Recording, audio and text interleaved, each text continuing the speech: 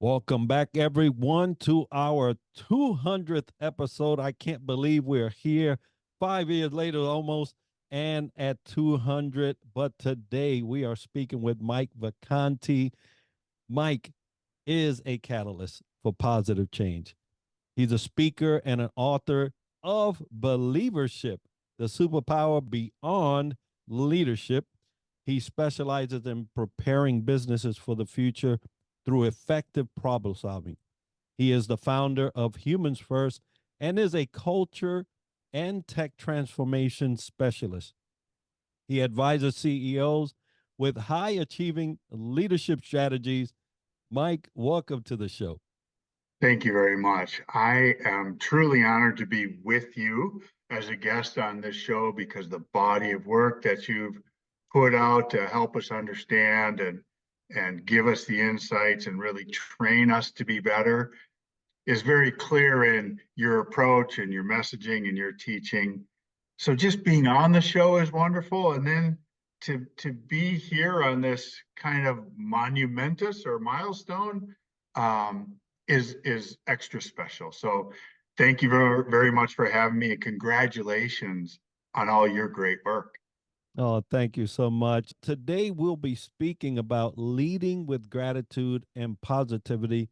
It is the choice for the end of the year, every year, to leave you with some gratitude tips and strategies for your next coming year. And hopefully everyone listening will gravitate to those and explore those options that Mike is going to kind of lead us through. But before we get into that conversation, Mike, tell us a little bit about you. So it's funny through to gather all these gray hairs, right? There's a long journey, a long experience, and I came up in the business world in a family business actually through my 20s. There was incidents and learnings in that with the company went public and then I jumped into advertising and marketing. I did that for another decade.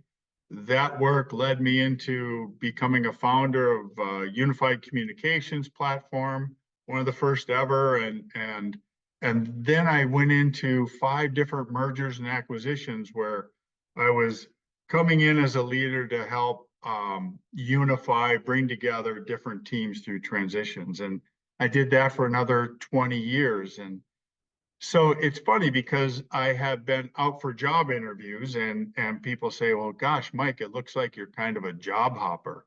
And I would say, that's for underachievers. I'm on my 5th career. And so, a lot of transitions, a lot of different environments and experiences and learning. And I've made a lot of mistakes along the way. But there's also been some really rewarding achievements and deep relationships that have been built around the world. And so I'm grateful for that. And my mission in the last 8 years has just been to share that back out to those interested or willing to the best of my ability. And that's what I've been doing. I haven't done it in a forceful way. I've done it in just a pretty humble offering. But there's been some amazing experiences that have been, that I've been blessed with through those years.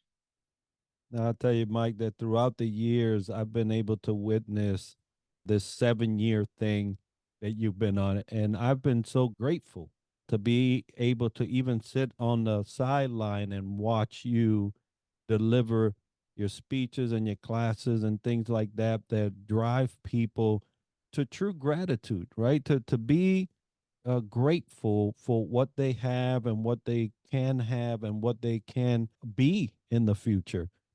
The reason why I brought you in for the leadership, I mean, you have leadership experience. You know what that looks like.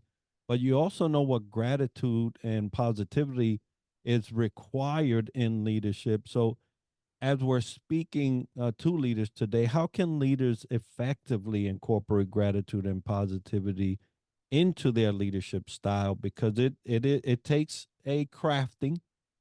And what impact does this have on team dynamics and overall organizational culture?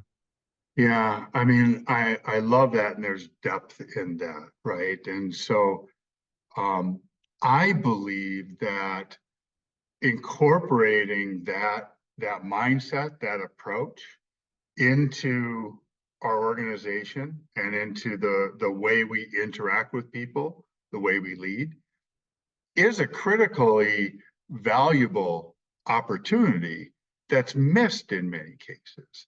And it's missed because it hasn't really been taught, right? There's a sense of vulnerability that goes into, that positivity or that gratitude.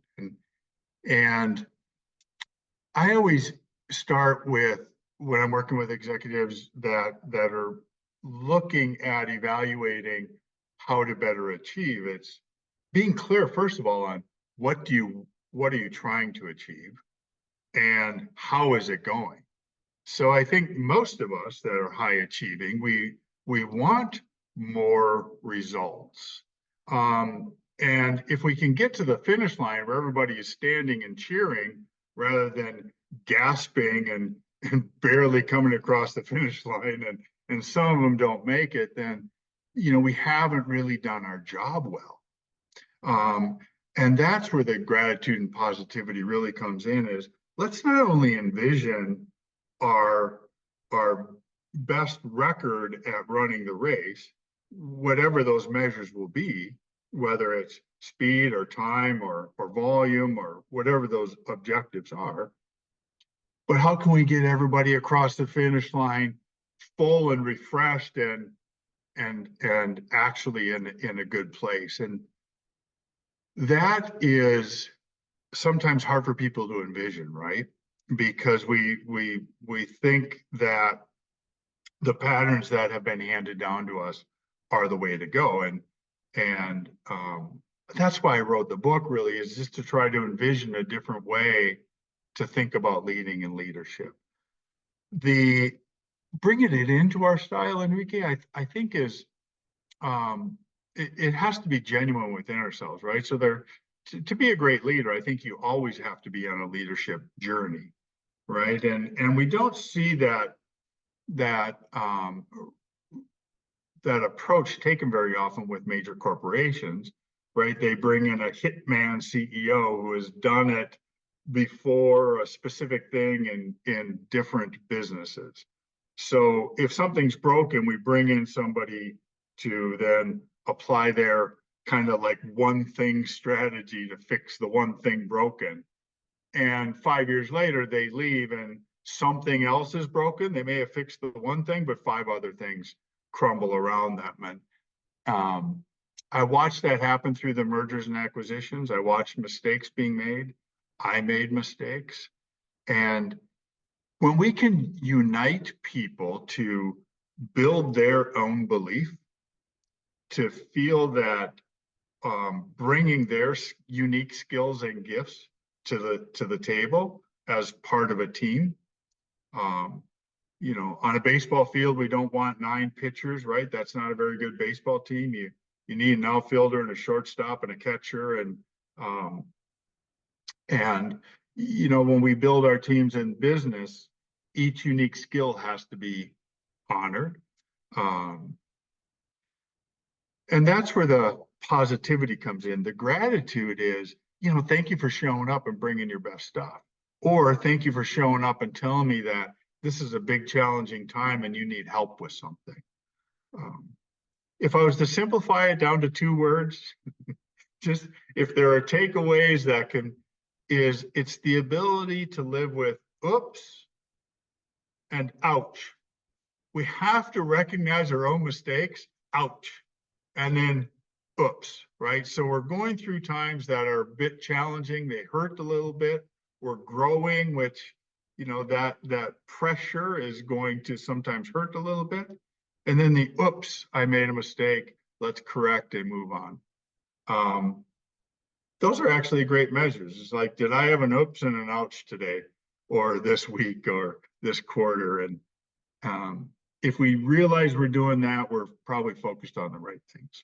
Absolutely. And talking about leaders having challenging times and or high pressure situations show up, which normally could be on a frequent basis. How do you maintain a positive mindset and encourage your team to do the same? Right? Can you share a specific strategy or example from your own leadership experience? Yes. So I do believe that if we're to be recognized as leaders, then we have to be able to carry a lot of that burden.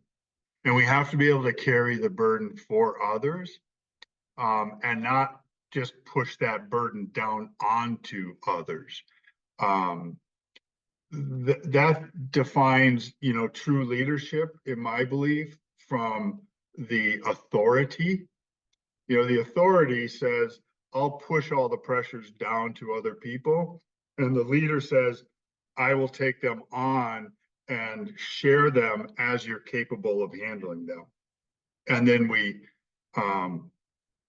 help people recognize that. And one of the personal experiences I've had was,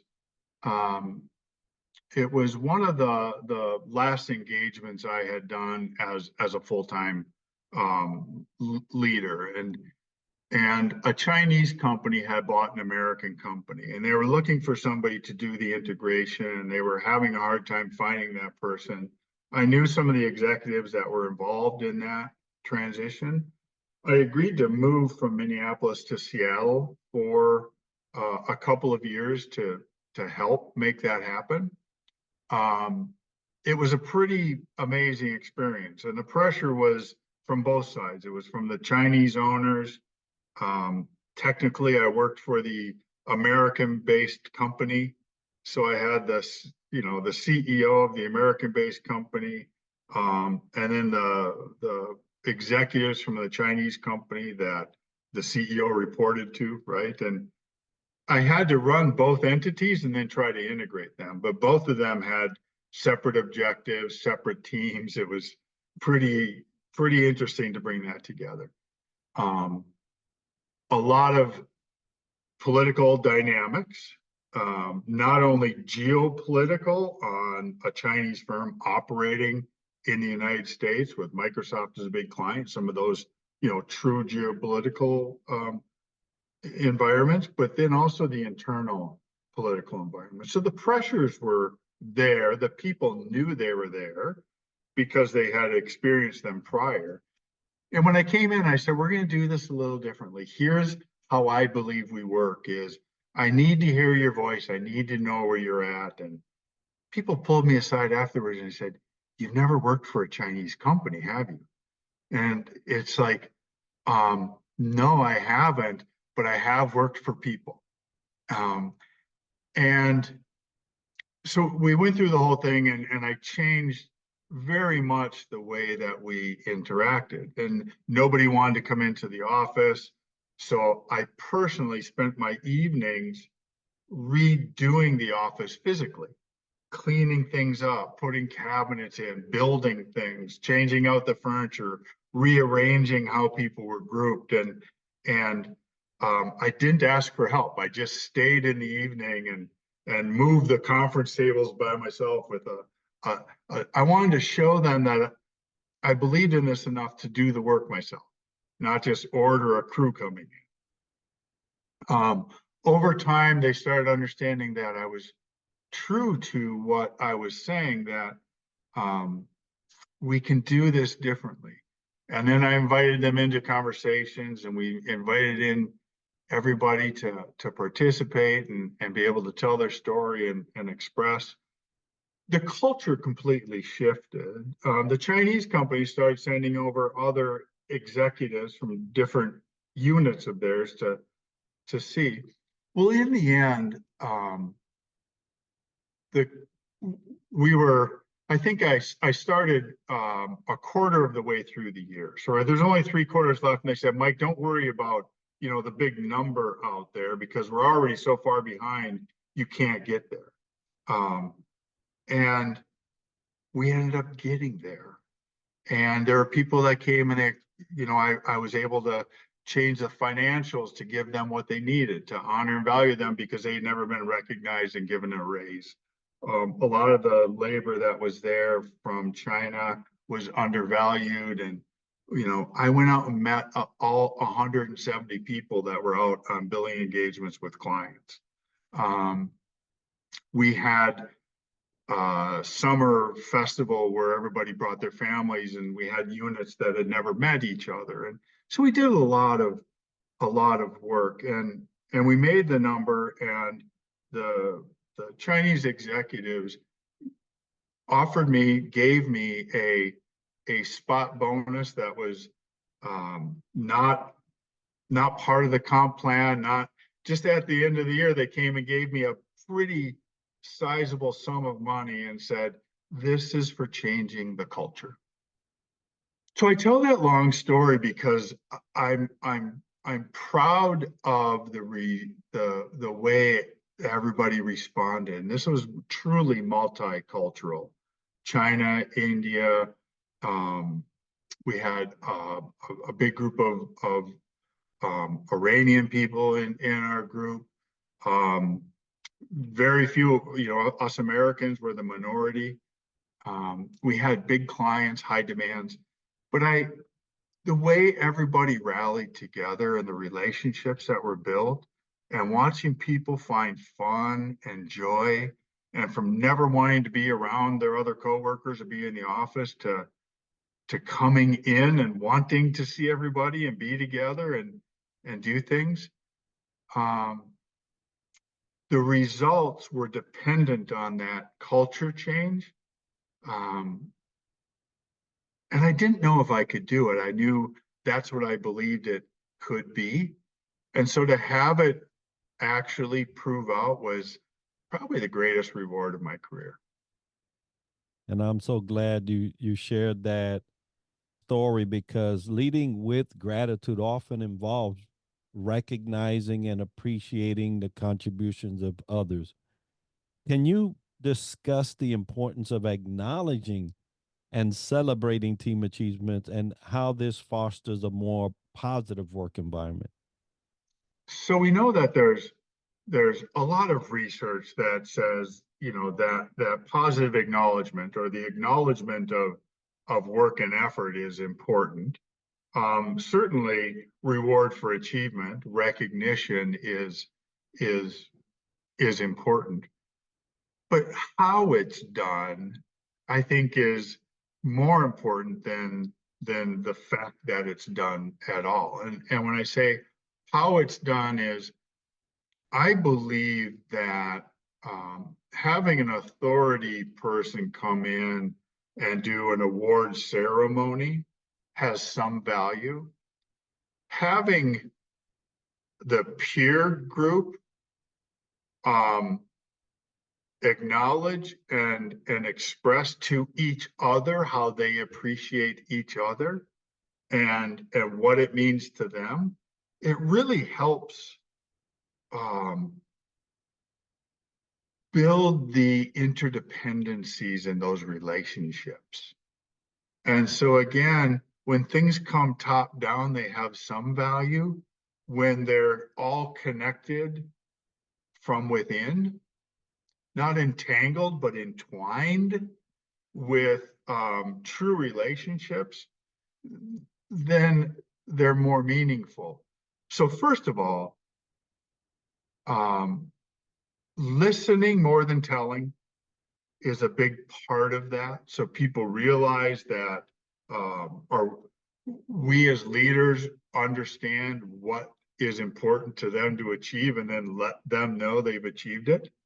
So if I give you a monetary reward and the monetary reward isn't what you were looking for, but the acknowledgement that staying on the path to have your green card moved to a citizenship, that you're on the 7-year journey, and this last 8 months of it are critical, that I can give them all the financial reward in the world, and it's not going to be as meaningful as to give them the security that your achievement of citizenship and your family being here and being solid is the more important goal.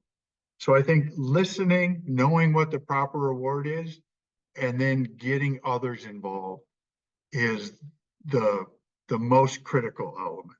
Um, it's humble and it's powerful. I definitely agree with that. And as you mentioned, relationships, a lot of leaders have a multitude of relationships to handle at any one given time. So, what Yes. role does gratitude play in building strong relationships within the team and with external stakeholders? Are there specific practices or rituals you recommend for leaders to enhance gratitude in professional relationships? I think demonstrating mm, that position from yourself is how we can lead. Is we, if it's not exemplified in our actions and our behaviors, then it's very hard to say this is a tenet of how we operate. You can't say, you know, be thankful, damn it. And right, change the way you do this or else.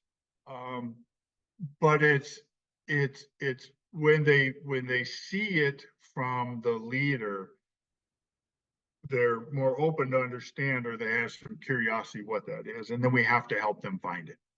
And not everybody's going to do it to the same degree, and some people will resist it altogether. But it really builds on that internal belief that there is a lot of good happening. And then further, this is the positivity, is the belief that we can create more of that good by continuing down that path. Um, it's not kumbaya, right? It's like, let's make sure that the environment's going to be horrible, but we'll offset it with some parties. Um, it has to be within the environment. It has to be within the relationships. Culture is the experience we have with each touch point of the people and the organization, the brand. The um, so demonstrating it has to be first. That's how we build it into the teams. Acknowledging it, listening, um, and then to the outside stakeholders, it becomes more difficult, right? Because we can't tell them, it's like, I know that you're putting further pressure on me. However, you need to be grateful for what I'm already delivering. And it's like, yeah, that's what's wrong with you?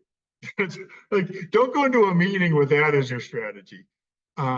So I think from an organizational, from a plan and a ritual standpoint, we can build those communication patterns into our meetings. Make sure that we're taking a moment to tell the good story. Make sure that we're taking a moment to listen to someone's experience of success or failure, and that experience of failure is important because we need the environment to be a place where they can come back home and get cleaned up to go back out on the next journey, the next mission. Um, so I think that when there's true care for people and it's recognized and it's felt, that gratitude can then flow in and through that. And I love that you mentioned emulating, right? Leaders need to exemplify this first. It has to be something that people can catch an eye on or even an ear about, right? Because people talk in Yes. order for it to become, contagious. And positivity and gratitude are contagious qualities. So how do you inspire and cultivate these traits in your team members, and how have you seen it impact not only their individual performance but also the collective success of the team? Yeah, this has happened on several occasions when I was doing the merger and acquisition work. So there was actually five different times, five different companies and five different environments that I went into that went through pretty significant change.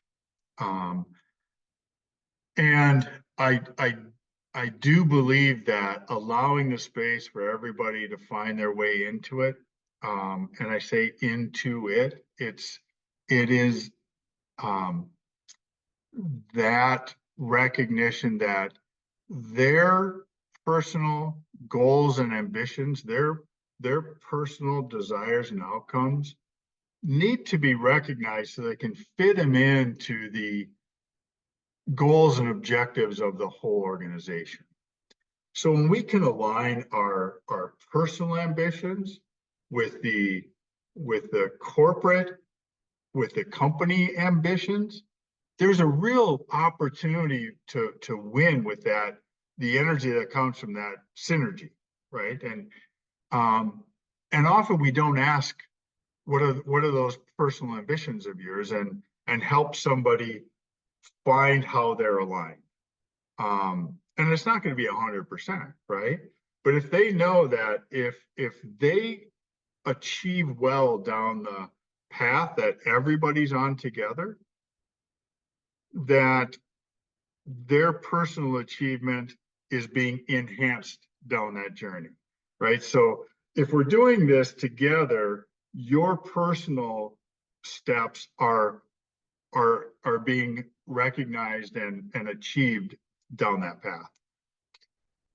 That kind of unity builds momentum, right? And so some people say, well, hey, you can't do the touchy-feely stuff because it takes too long. Dang it, we've got stuff. I want your reports today. Like, that's great, Mike, all that wonderful touchy-feely stuff, but how many calls were made today? And it's like, well, we can count calls all day long, right? And they're going to start calling the movie theater down the block and, just to get their stats in. Or we can get people to be more thoughtful about the achievement. And when everybody has their outcomes aligned, there's accountability to each other that you probably can't command as the leader, but now you've encouraged it, that there's, again, the interdependent relationships become very real, and they build on each other and support each other. So when we get that type of alignment, the engines are firing better, the wheels are spinning more freely, the car is moving faster. We accelerate to the outcome much better once everything is aligned. So doing the upfront work to try to create that alignment is actually enhanced by the velocity down the road. If we're just cobbling it together and, commanding to, you have to win the race with, this broken vehicle that we're riding in, it's going to be slow and broken at the end, no matter, how much we push and whip and, cajole to get it done. And folks, I hope if you're out there, you're a leader, you're trying to figure this thing out. This conversation has been such gold in forms of tips and strategies for you to be able to integrate what gratitude looks like and what positivity looks like, not only for yourself, and I hope that that is the first goal you integrate it for you first, Yeah. because like we mentioned, it's emulated. You have to be able to copy these things, and people are looking for those. But that you also do it for your people. Your people really require you to be the type of leader uh, that's able to bring in these two attributes along with the things that have made you successful, right? We're not telling you to replace any given thing, but just to add gratitude and positivity. You'll see things come a long way. Mike, you have done such great work in this arena. What do you have coming up, and how can they get a hold of you, the listener or the viewer, to either have you speak or teach? Thank you. Interestingly, in this last year, especially, I've really been working more closely with my smaller circle. I've been less public. Um, it's been intentional um, with my personal development, my personal growth, and and also out of necessity for that true level of fulfillment, and to know that I'm walking the path that I believe in, and not being pulled out onto other paths where I'm not 100% aligned, right? And so I invite people. The best way to contact me is probably in LinkedIn. Um, Say hello. I'm spending time with personal relationships, so I'm happy to meet and have that conversation. I do have my website out there, mjvacanti.com. Um, it's pretty static at this point. So what I invite is, if it's interesting, then I invite you into a relationship, and let's, please reach out and let's explore it. Again, like, I know the impact you've made. I know the lives that you've impacted and changed. This opportunity to start to build this relationship with you is something I really highly value. And um, that's, what I encourage for others is, if we can find that, the gratitude in that, being invited into um, someone's life, someone's body of work, um, their teaching, as you've done so brilliantly with 200 guests through the years. Um, I think you exemplify exactly what we're talking about, and it's a true honor to be there. And I would like to make myself available as you do so well with others. I'd like to emulate that.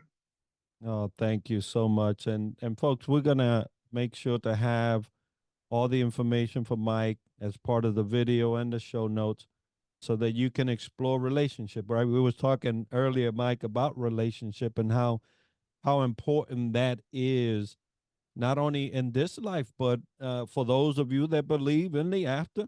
It's equally, if not more, important Yeah. when you're talking about eternity. And so I invite all of you that are listening or viewing to entertain how you will expand those relationships. Hopefully relationships that make you better and add positivity and gratitude to you. But Mike, thank you for not only being my guest today, but sharing this important milestone for podcasters. For all of you that are podcasters, you understand what 200 means. But thank you, brother, for sharing this platform with me today and all the wealth of knowledge that you shared. Yeah, thank you very much. I am grateful to be here with you, and I know that you're going through a lot in this season. I want to honor that and open it up for sharing if you show desire. We're coming into a holiday season. I wish that calmness and peace for everybody during this time. There's a lot of noise out around us. I think that, you know, evil sometimes is loud, good is very quiet. I know that what you do, how you live your life is helping to bring voice to that good. Thank you for that. Amen to your work. It's been a great honor, Enrique. Thank you. Now, folks, I hope to never have to do this again. This episode is dedicated to Miguel Angel Verdejo, which was my first little brother that passed away on December 16th. Today's episode is sponsored by Fantail Services and Superpass, which are powering our website and app, Southern Sweet and Sassy Coffee, and Harchester, London. If you've enjoyed this episode and learned something interesting about the topic covered today, make sure to subscribe and let us know by leaving a comment. And we're always looking for new ideas and guests that we can add to our show. So if you know someone or have a topic that you would like featured on the podcast or want to sponsor our show, we'd love to hear about it at triadleadershipsolutions@gmail.com. And be sure to tune in next week, better yet, next year, for another episode where we dissect leadership from another angle. And as we like to end the show, success to you.